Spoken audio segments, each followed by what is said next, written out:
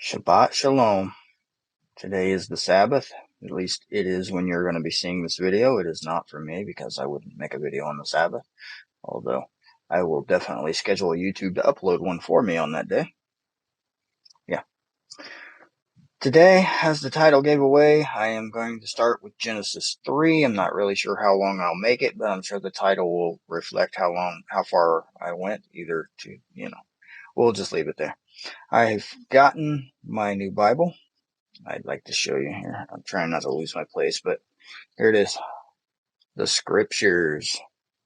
Yeah. So this is my standard King James Bible. This is, standard size, normal, everyday King James Bible. This is my scriptures. Look at that. I got the large print version. I did. This is the hardcover large print version. You can find it on their website, Institute for Scriptural Research, ISR. You can find them in other places too, but I bought mine directly from them. It took them about 2-3 weeks to get it to me. So that's that. All right. As I have said before, I tend to butcher a lot of names and Hebrew words in my Bible. My Bible has definitely been translated with Hebrew, and it keeps a lot of the names the same. If you guys would like to know more on why I believe what I believe and why I have the Hebrew Bible, I could refer to you to Bear Independent. Just go to his channel and type in Bear Independent Bible, and yeah, I agree with a lot of the points he made on that particular video. I don't agree with every point everyone makes. I'll just keep that in mind. I take everything from other people and their opinions with a grain of salt. I am definitely not a pastor, a preacher. I am not a teacher. I am just one who is reading the Bible from front to back, and I am recording it to replay it to my children for the most part. That being said, we are on Genesis 3.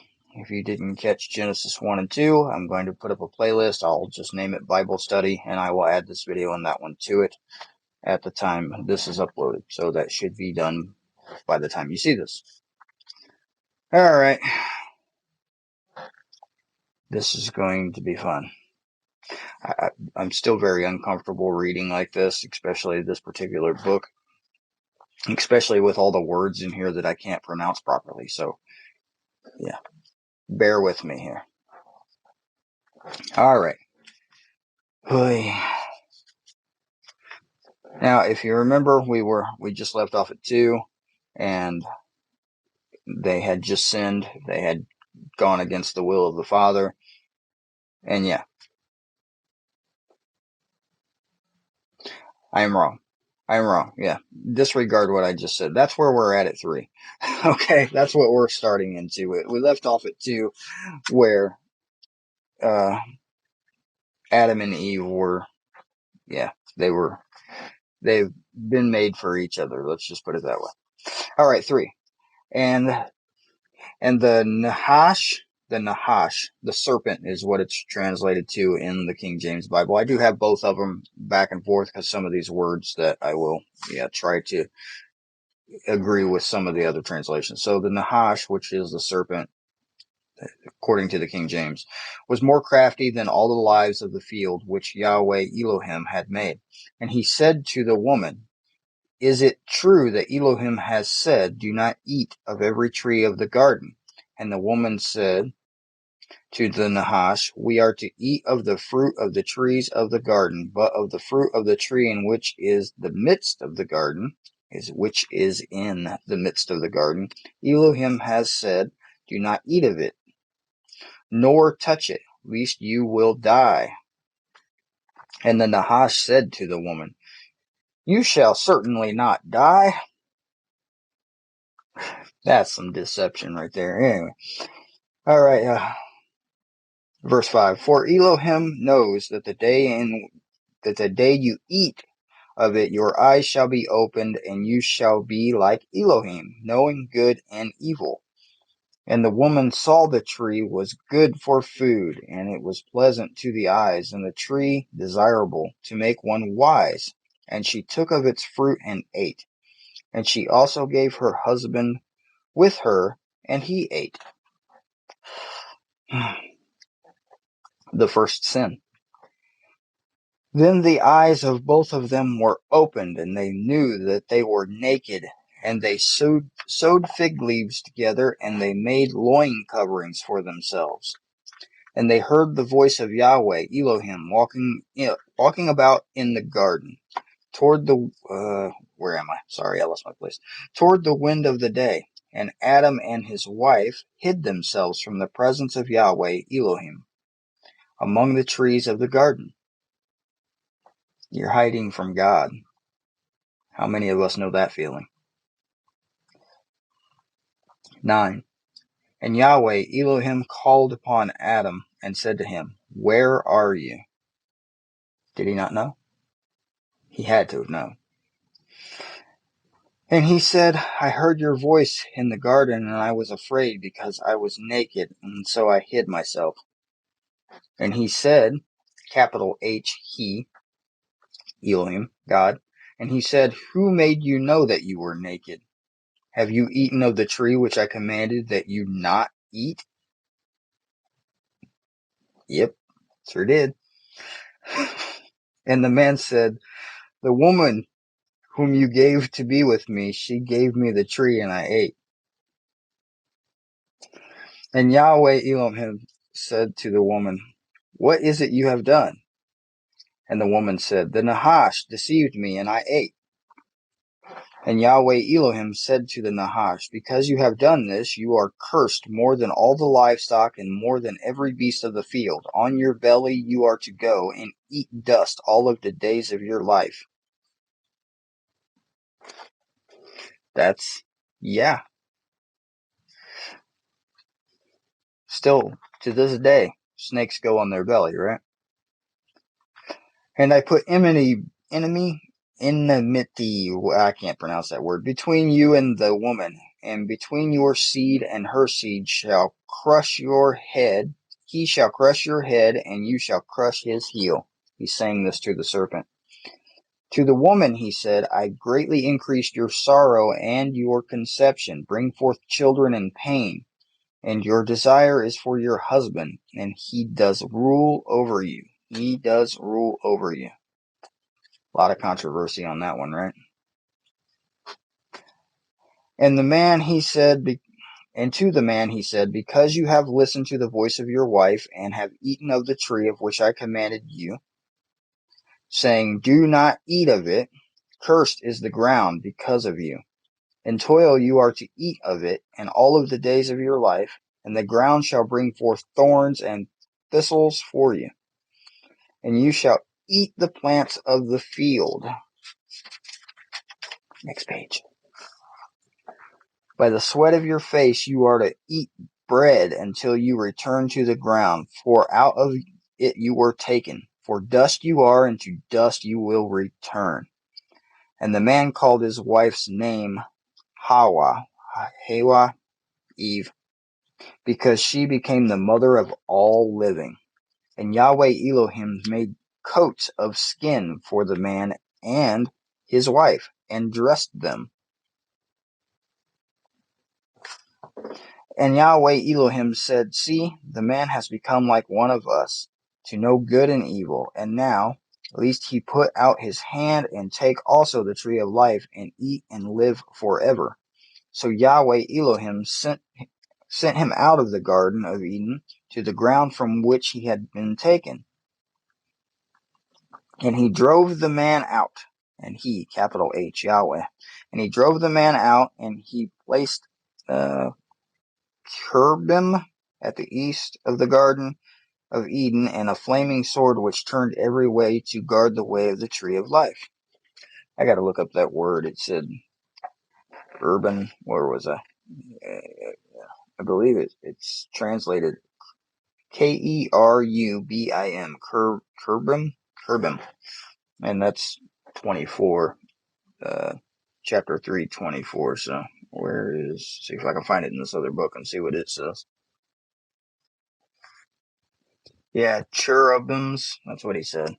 I believe it's modernly thought of as an angel, but I don't really know if that's true or not, so yeah, we'll leave it there. Just a review here, going back just a couple of verses back to the beginning. So Adam blamed his wife for it. She gave it to me, so I should have listened to her, right? Obviously, their relationship dynamic was equal at the time before, completely on level, equal ground. And then Yahweh said, because you have done this, we will do this, and you will have pain.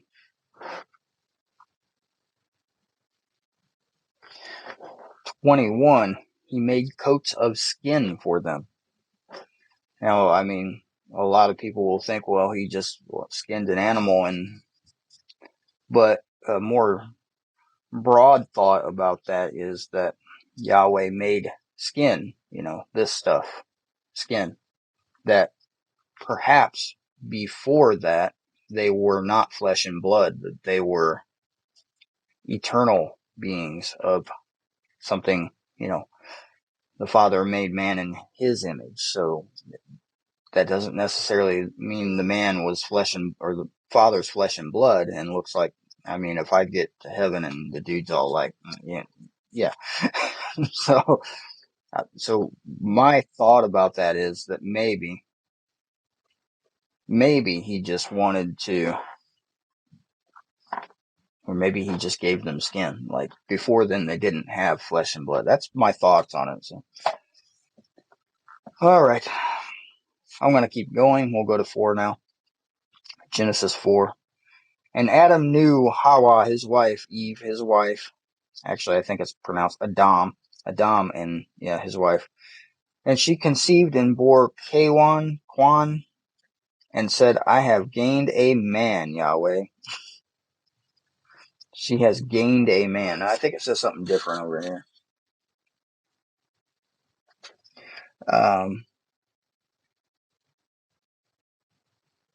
Yeah, see, in the King James Bible, it says, I have gotten a man from the Lord. And in the more literal translation, it says, and I have gained a man, Yahweh. She just went down to the store and picked one up. Anyway. And again she gave birth to his brother Hebel, and Hebel became a keeper of the sheep, and Kwan became a tiller of the ground. That's Cain and Abel, right? Yeah. It's spelled very differently here, so it's Kayin, so I guess it could be pronounced Cain. And a tiller of the ground, and 3. And it came to be in the course of time that Cain brought an offering of the fruit of the ground to Yahweh. And Abel also brought of the firstborn of his flock and their fat. And Yahweh looked to Abel and his offering, but he did not look to Cain and his offering. And Cain was very wroth, and his face fell. Wroth, Wroth, meaning he was, how to translate it better personally, he was, the word I'm looking for cannot pop into my head, so obviously it's not needed here. And his face fell. And Yahweh said to Cain, why is wrath towards you? Okay, now I'm looking it up over here. Yeah, it says the same thing over there. Why art thou wroth? I gotta get a dictionary and set it next to me, I guess. I was reading the notes. And 6. And Yahweh said to Cain, why is wrath towards you, and why is your face fallen? It is not if you do good, you are to be accepted. Is it not if you do good, you are to be accepted? And if you do not do good, towards the door is a sin. He is lying and toward you is his desire, and you must rule over him. And Cain told Abel his brother, and it came to be, when they were in the field, that Cain rose up against Abel his brother, and killed him. And Yahweh said to Cain, Where is your brother? And he said, I do not know. Am I my brother's guard? It's translated, Am I my brother's keeper, and a lot of other verses, but you get it. Am I his babysitter? Am I his babysitter? And he said, he capitalized Yahweh, and Yahweh said, What have you done? As if he didn't know. The voice of your brother's blood cries out to me from the ground. And now you are cursed from the earth, which has opened its mouth to receive your brother's blood from your hand. If you till the ground, it shall no longer yield its strength to you. You shall be a fugitive and wander on the earth. And Cain said to Yahweh, My punishment is too great to bear. See, you have driven me from the face of the ground today, and I am hidden from your face. I shall be a fugitive and a wanderer on the earth, and it shall be that anyone who finds me will kill me. We'll get back to that. And Yahweh said to him, Well, if anyone kills Cain, he shall be avenged sevenfold. And Yahweh set up a sign for Cain, lest anyone finding him strikes him. So Cain went out from the presence of Yahweh and dwelt in the land of Nod on the east of Eden. And Cain knew his wife, and she conceived. Knew his wife. We'll keep this PG, but you get it, right? He knew his wife, and she conceived and bore Hanok. And he built a city, and called the name of the city after the name of his son, Hanok, the city of Hanok. And to Hanok was born Irad, and Irad brought forth Methuselah. Yeah, 18. Where am I at here? Yeah, it's basically the same thing. I should stop referring to that book. It's really just respelling the same word. It doesn't make it easier for me to pronounce. All right, I was at 18. He brought forth Methuselah, whatever. And the M dude brought forth, yeah, and he brought forth Limerick. That's where it goes, Limerick. I can pronounce that one. 19. And Limerick took for himself 2 wives. The name of one was Adah, and the name of the second was Tizel, Tizaha. I don't know. Aha. Who knows? And Adah bore Yabel, and he was the father of those who dwell in tents with the livestock. Your livestock was in a tent. And his brother's name was Ubal. Ubal? Yeah, Ubal. And he was the father of all those who play the lyre and the flute. The lyre and the flute. Lyre. Lyre? As for Tizahah, she bore a really long word, Tubal-Aquian, a smith of all kinds, of tools in bronze and iron. And the sister of Tubal-Aquian was Namatha. And Lamech said to his wives, Hear my voice, wives of Lamech, listen to my words. Hear my voice, wives of... He's talking to himself in the third person. For I have killed a man for wounding me, even a young man for hurting me. For Cain is avenged sevenfold, and Lamech 77-fold. And Adam knew his wife again, and she bore a son, and called his name Seth. And for Elohim has appointed me another seed instead of Abel, because Cain had killed him. And to Seth, to him a son was born, and he called his name Enosh. And then it was begun to call the name of Yahweh. And then it was begun to call on the name of Yahweh. What's King James say about that? And to Seth, to him there was born a son, and he called his name Enos. That one's easier to pronounce. And began men to call upon the name of the Lord. Basically, it's saying they began to call on the name of Yahweh. So what does that mean exactly? Weren't they calling on his name beforehand? Weren't they saying, well, I guess they really didn't reference it other than Adam calling on the Father, or was it vice versa? The Father was calling on Adam. But in my translation here, they definitely put the name of Yahweh in it. Definitely. Instead of, they're not calling out, Lord, Lord, they're saying him by name. And I think there is meaning behind that. And those of us that really don't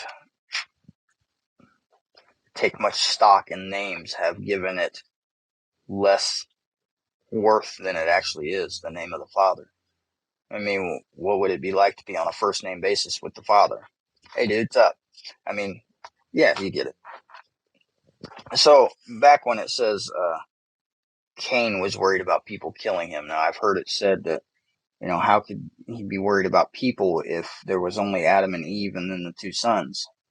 Well, you gotta take into account how long people lived back here. The Bible tells us they lived for, close to 1,000 years. So just because the Bible says, or talks about Cain and Abel, doesn't mean they hadn't had many children before Cain and Abel. That's my perspective on it. There's a lot of things in the book. See, I've been reading ahead. There's a lot of things in the book that do that very same thing. That it's written in a linear fashion, but when you get, when you research it more and you look into it more, just because it said, hey, this happened here and this happened next, you don't realize that there's a huge gap of time in between what happened there and then what happened next. And a lot of times there is a huge gap of time and you're just not realizing it because of, yeah.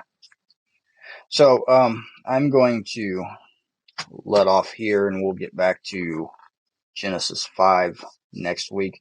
Genesis 5 starts, this is the book of genealogy, and that's not fun. That's going to be like a really long telling of me butchering a lot of words and a lot of names.